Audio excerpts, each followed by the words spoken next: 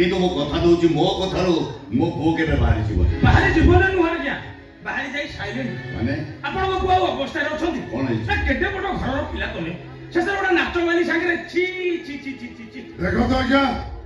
मोना होना पोना मो बापाला सुदाम पोना मो जेजापना बरबा पोना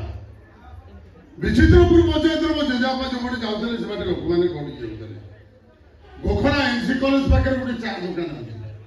से चा दुकान मो बापा चा पिउते लोक मैंने जो अनुकूल जाती से ग्लास धुआ पानी की पांचुक भाई पीकी दिया आरा कथा कोन आज्ञा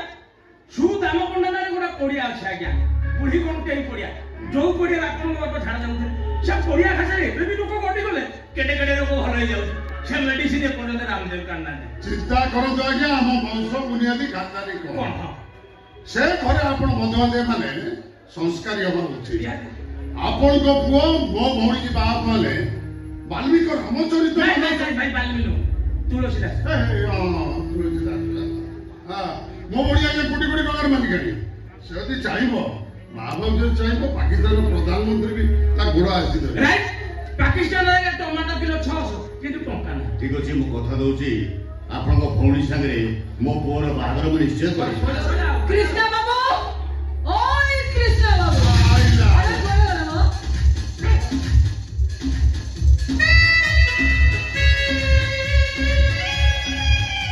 कृष्ण बाबू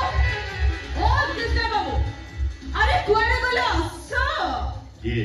ये तमे मते चिनी न तमे मते चिनी न नहीं